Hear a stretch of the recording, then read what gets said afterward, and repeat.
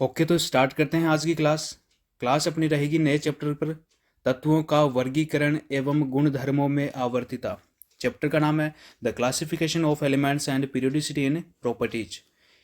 बहुत ही सिंपल सा और आसान सा चैप्टर है। इस चैप्टर में बात कहूँ तो आवर्त सारणी के बारे में पढ़ेंगे। ये आवर्त सारणी क्या चीज़ होती है, इसकी परिभाषा भी देखेंगे, किस प्रकार से ये आवर्त सारणी हमें प्राप्त हुई। ये जो आवर्त सारणी साइड में दिखाई गई है, ये आवर्त सारणी का वर्तमान स्वरूप है।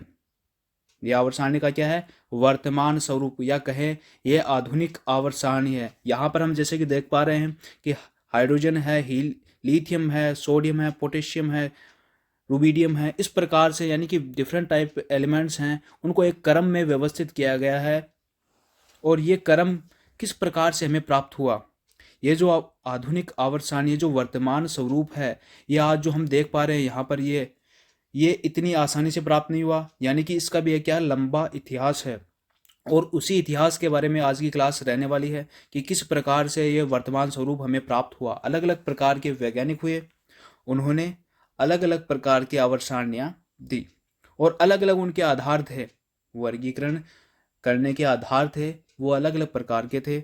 और उन्होंने किस प्रकार से आवर्त सारणियाँ अलग अलग दी, वो पढ़ने वाले हैं। जो अपनी एनसीईआरटी में दे रखी हैं, एक दो सारणियाँ हैं, जैसे कि डोबेराइनर का त्रिक नियम है, न्यूलैंड्स का अष्टक नियम है और मेंडलीव की आवर्त सारणी। ये प्रमुख 3 आवर्त सारणी, और चौथी कौन सी है, आधुनिक आवर्त सारणी। इनके बारे में विस्तृत रूप से दे रखा है। यानी कि अगर इतिहास से क्वेश्चन पूछा जाएगा तो ये 3 आवर्त सारणियाँ इंपॉर्टेंट है। कौन कौन सी, डोबेराइनर का त्रिक नियम, पहले तो कौन सी है, डोबेराइनर का त्रिक नियम, यहाँ से क्वेश्चन पूछा जाता है। दूसरा क्वेश्चन पूछा जाता है न्यूलैंड्स का अष्टक नियम, और तीसरा है मेंडलीव की आवर्त सारणी। अब देखो यहाँ पर सिंपल सी बात है कि यहाँ पे दे रखा डोबेराइनर का त्रिक नियम। डोबेराइनर का त्रिक नियम मतलब कि ये डोबेराइनर वैज्ञानिक हैं जिन्होंने त्रिक नियम दिया था, न्यूलैंड्स वैज्ञानिक है जिन्होंने अष्टक नियम दिया, मेंडलीव वैज्ञानिक है जिन्होंने एक आवर्त सारणी दी थी। तो इनके बारे में हम डिटेल से आगे पढ़ने वाले हैं। तो देखो, वीडियो स्टार्ट करने से पहले सबसे पहले बात करते हैं कि आवर्त सारणी किसे कहेंगे और इसकी आवश्यकता क्यों हुई। आवश्यकता क्यों हुई, सबसे पहला क्वेश्चन यही बनता है कि हम आवर्त सारणी की बात तो कर रहे हैं, लेकिन ये आवर्त सारणी हमें, इसकी जो आवश्यकता है वो क्यों हुई। तो आवर्त सारणी की आवश्यकता इस प्रकार से हुई, इसका आंसर, सही आंसर क्या होगा कि पहले जो तत्व थे वो कम संख्या में खोजे गए थे, कुछ ही तत्व थे जिनकी खोज हुई थी।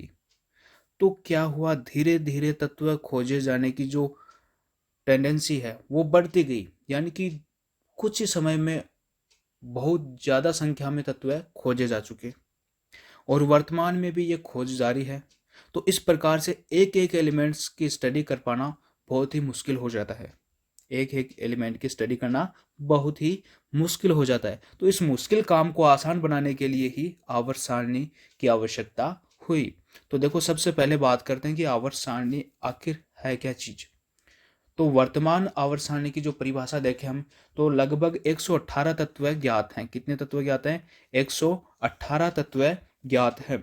और इनके अध्ययन की सुविधा के लिए, इनके अध्ययन की सुविधा के लिए एक सारणी बनाई गई, और इस सारणी को हम क्या कहते हैं, आवर्त सारणी कहते हैं। तो ज्ञात 118 तत्वों को अध्ययन की सुविधा के लिए एक सारणी में व्यवस्थित किया गया, इसे आवर्त सारणी कहते हैं। ठीक है, अब यहाँ पर जो इंपॉर्टेंट क्वेश्चन बनता है, पहला क्वेश्चन हो गया कि आवर्त सारणी की आवश्यकता क्यों हुई। तो दूसरा क्वेश्चन पूछा जाता है जो कॉम्पिटिशन एग्जाम में भी, ये जो नीचे वाले 2 क्वेश्चन दे रखे हैं, जैसे कि आवर्त सारणी का जनक है, आधुनिक आवर्त सारणी के जनक, इनके बारे में कॉम्पिटिशन एग्जाम में भी बहुत बार क्वेश्चन पूछे जाते हैं। तो ये देखो इंपॉर्टेंट है, इसलिए इनको ध्यान देना। आधुनिक आवर्त सारणी के जनक, आधुनिक आवर्त सारणी के अगर जनक पूछे, आधुनिक आवर्त सारणी यानी जो अभी अभी हमने पिछली स्लाइड में देखी, जो आवर्त सारणी है, जो वर्तमान स्वरूप है, वो हेनरी मोजले के द्वारा दी गई। साथ में और भी वैज्ञानिक थे, लेकिन प्रमुख वैज्ञानिक कौन से हैं, हेनरी मोजले। तो आधुनिक आवर्त सारणी के जनक पूछे तो कौन होंगे, हेनरी मोजले। और जो आधुनिक आवर्त सारणी से पहले, जैसे कि आवर्त सारणी के जनक पूछे जाए, आवर्त सारणी के जनक, तो इनसे पहले जो मेंडलीव वैज्ञानिक आए थे, उन्होंने आवर्त सारणी दी थी, तो इसलिए उन्हें कहा गया आवर्त सारणी का जनक। इतिहास तो बहुत लंबा है, पहले बहुत से वैज्ञानिक आए, उन्होंने आवर्त सारणी दी, लेकिन ज़्यादातर तत्वों को, बहुत ज़्यादा संख्या में तत्वों को वर्गीकृत कर पाए थे मेंडलीफ, इसलिए उन्हें आवर्त सारणी का जनक कहा गया और एक सिस्टमेटिक तरीके से किया था। और आज भी उनके जो वर्गीकरण का जो आधार है या वर्गीकरण की जो प्रणाली है वो हम कई कई जगह काम में लेते हैं। तो आधुनिक आवर्त सारणी का जनक तो कौन है? हेनरी मोजले। जबकि आवर्त सारणी का जनक पूछा जाए तो कौन है? मेंडलीफ है। नेक्स्ट अब बात करते हैं कि इस चैप्टर के अंदर हम सबसे पहले बात करेंगे डोबेराइनर का त्रिक नियम। डोबेराइनर का त्रिक नियम, देखो नाम से ही डोबेराइनर वैज्ञानिक है और उन्होंने दिया त्रिक नियम। तो इन्होंने क्या किया कि तत्व लिए और उनको तीन तीन के समूह में व्यवस्थित किया। कितने कितने समूह में? तीन तीन के समूह में व्यवस्थित किया और आवर्त सारणी का निर्माण किया।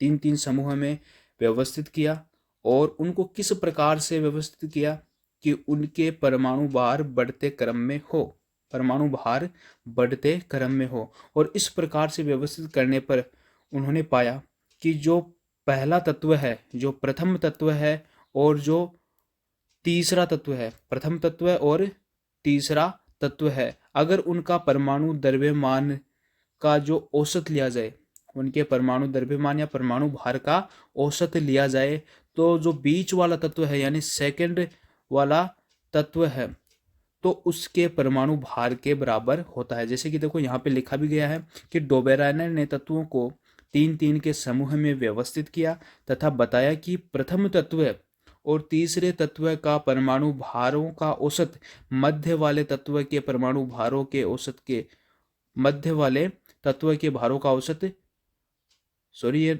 यहाँ पे थोड़ा सा टाइपिंग मिस्टेक है, ये मध्य वाले तत्वों को भारों का औसत नहीं है, यहाँ पे मध्य वाले तत्व के परमाणु भार के बराबर होता है। यहाँ पे देखो जैसे कि एग्जाम्पल से देखते हैं हम, जैसे कि लिथियम है, लिथियम का जो परमाणु भार है वो कितना होता है? 7 होता है। जबकि पोटेशियम का भार कितना होता है? 39 होता है। और जब इनका योग करके 2 से भाग देंगे, यानी औसत किस प्रकार से निकालते हैं? पहले तत्व और लास्ट वाले यानी तीसरे तत्व का परमाणु भार जोड़ देंगे और 2 का भाग देंगे, तो इससे हमें लगभग आंसर कितना प्राप्त होता है? 23 प्राप्त होता है। जो क्या है? सोडियम। यहाँ पे जो सोडियम दे रखा है इसका परमाणु भार है, यही डोबेराइनर ने बताया। और उन्होंने देखो और क्या क्या त्रिक दिए वो देखो आगे। जैसे कि दूसरा त्रिक दिया था उन्होंने, वो है कैल्शियम, स्ट्रोंशियम और बेरियम का। कैल्शियम, स्ट्रोंशियम और कैल्शियम, स्ट्रोंशियम और बेरियम का। तो कैल्शियम का परमाणु भार कितना होता है? 40 होता है। जबकि बेरियम का कितना होता है? 137। जब हम क्या करेंगे? 40 प्लस 137 करेंगे डिवाइड बाई 2, तो आंसर लगभग कितना आएगा? 88। कितना आएगा? 88। जो क्या है? स्ट्रोंशियम का परमाणु भार है। स्ट्रोंशियम का परमाणु भार कितना है? 88। वो किस प्रकार से प्राप्त होता है कि इनको देखो बढ़ते परमाणु भार के क्रम में रखा है। कैल्शियम का 40, फिर 88, फिर 137, यानी कि परमाणु भार के बढ़ते क्रम में है। दूसरी बात, कैल्शियम यानी प्रथम तत्व कैल्शियम का परमाणु भार कितना है? 40 है। कितना है? 40 है। और जो तीसरा तत्व है बेरियम, उसका परमाणु भार कितना है? 137। जब उनका औसत निकालेंगे तो लगभग कितना आंसर आएगा? 88। जो किसका परमाणु भार है? बीच वाले तत्व स्ट्रोंशियम का भार है। तीसरा उदाहरण देखते हैं। तीसरा अतिरिक्त दिया था उन्होंने, क्लोरीन है, ब्रोमीन और आयोडीन का। यहाँ पर जैसे कि हमें पता है क्लोरीन का द्रव्यमान कितना होता है? 35.5। आयोडीन का कितना होता है? 127। तो अब हम क्या करेंगे? पहले तत्व यानी क्लोरीन का परमाणु द्रव्यमान और आयोडीन के परमाणु द्रव्यमान को जोड़ेंगे और भाग कितने से देंगे? भाग 2 से देंगे। तो लगभग आंसर कितना आएगा? मिड वाले तत्व यानी ब्रोमीन के परमाणु भार के बराबर लगभग कितना आ जाएगा? 80। ये 80 किसका है? ब्रोमीन का परमाणु भार है। यही तो बताया था उन्होंने कि तत्वों को इस प्रकार से व्यवस्थित करो कि उनका परमाणु भार क्या हो? बढ़ते क्रम में हो। तो जैसे कि क्लोरीन है, ब्रोमीन है और आयोडीन है, इनके परमाणु भार के बढ़ते क्रम में व्यवस्थित किया गया। तो पहला तत्व यानी क्लोरीन का परमाणु द्रव्यमान और तीसरा तत्व है जैसे कि आयोडीन का परमाणु द्रव्यमान, इनको जोड़ेंगे और इनका औसत निकालेंगे। तो बीच वाले तत्व यानी कि ब्रोमीन के परमाणु भार के बराबर होना चाहिए। तो 35.5 क्लोरीन का परमाणु द्रव्यमान लिखा। दूसरा तीसरा जो तत्व है आयोडीन है, उसका परमाणु द्रव्यमान कितना है 127, वो लिखा और 2 से भाग दिया, यानी कि उनका औसत निकाला। तो लगभग आंसर कितना आया, 80 आंसर आया। तो ये 80 आंसर आया है, वो किसका परमाणु भार है, ब्रोमीन का परमाणु भार है। नेक्स्ट हम बात करते हैं कि अगर ये इस प्रकार से सक्सेस हो रहा है कि परमाणु भार के बढ़ते क्रम में तत्वों को रखो, पहले तत्व और तीसरे तत्व का परमाणु भार का औसत निकालो, तो बीच वाले तत्व का परमाणु भार आ जाएगा। और इससे क्या होगा, तत्वों के जो रासायनिक और भौतिक गुणधर्म है वो कुछ कुछ क्या करते हैं, मेल खाते हैं। तो ये इस प्रकार से सक्सेस होता तो बाकी तत्वों को क्यों नहीं वर्गीकृत किया गया।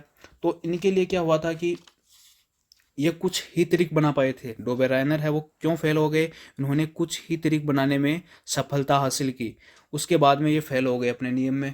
जैसे कि अगर इनके परमाणु क्रमांक के अंदर, तो देखो इनके जो आधुनिक आवर्त सारणी है उसके अनुसार हम अगर कंडीशन देखें तो पहली कंडीशन होनी चाहिए कि त्रिक आधुनिक आवर्त सारणी के एक ही वर्ग के सदस्य होने चाहिए। पहली बात तो क्या है, एक ही वर्ग के सदस्य, एक ही वर्ग के सदस्य, पहली कंडीशन तो यह है एक ही वर्ग के सदस्य होने चाहिए।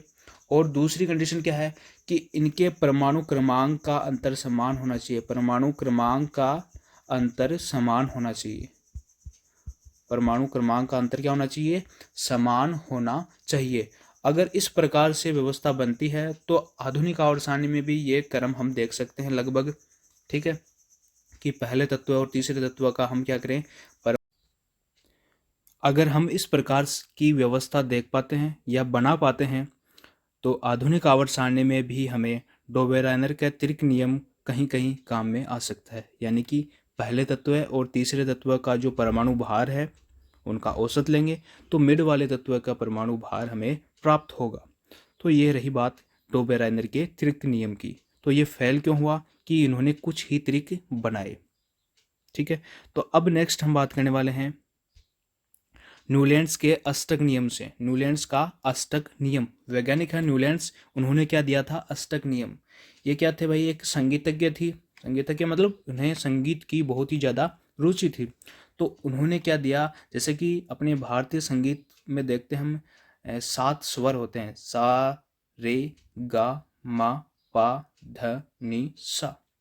तो इसी प्रकार से इन्होंने भी क्या किया कि तत्वों को व्यवस्थित करना आरंभ किया, कि इस प्रकार से तत्वों को व्यवस्थित करूं जैसे कि संगीत का पहला स्वर जैसे कि सा और 8वां स्वर जैसे कि सा है, ये दोनों समान है। तो इसी प्रकार से अगर मैं तत्वों को व्यवस्थित करूंगा 8-8 के क्रम में, और जो बेसिक जो आधार था वो क्या था, बढ़ता हुआ परमाणु भार।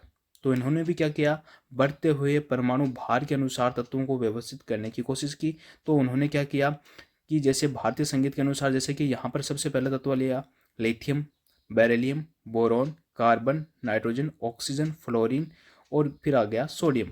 तो यहाँ पर देखो जैसे कि पहला तत्व लिथियम है और 8वां तत्व है कौन सा है, सोडियम।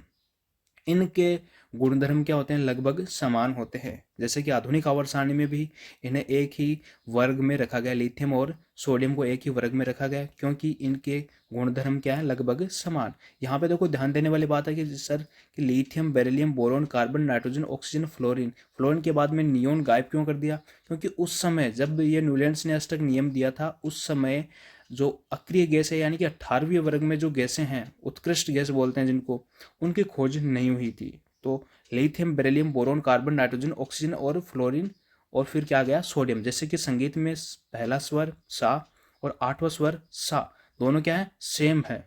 तो इसी प्रकार से उन्होंने तत्वों को व्यवस्थित किया। तो देखो जैसे कि यहाँ पे लिखा गया है, उन्होंने बताया कि तत्वों को उनके परमाणु भार के बढ़ते हुए क्रम में व्यवस्थित करने पर 8 तत्व के भौतिक तथा रासायनिक गुणधर्म प्रथम तत्व के समान होते हैं, जैसे संगीत में प्रथम और 8वां स्वर समान होता है।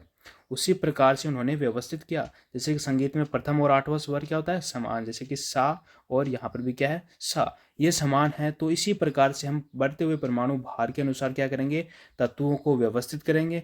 तो प्रथम तत्व और 8वें तत्व के जो गुणधर्म हैं वो भी क्या आ जाएंगे, समान आ जाएंगे। तो उन्होंने कुछ इस प्रकार से व्यवस्थित भी किए लेकिन वो ये काम कर पाए सिर्फ और सिर्फ जेड बराबर, अगर 20 तक बात करें, जेड बराबर कितना है 20 तक मतलब कि कैल्शियम तक ही उन्होंने तत्वों को वर्गीकृत किया, कैल्शियम तक ही वर्गीकृत कर पाए। उसके बाद में जैसे डी ब्लॉक स्टार्ट होता है तो ये नियम फेल हो जाता है।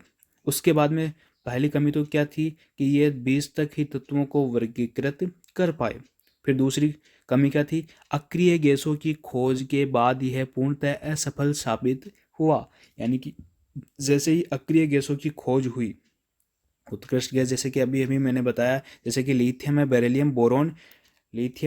Beryllium boron carbon nitrogen oxygen fluorine, अगर यहाँ पे नियोन आ जाता तो लिथियम और नियोन के तो गुणधर्म समान नहीं होते, ये तो एक दूसरे के जस्ट अपोजिट एंड डिफरेंट हैं।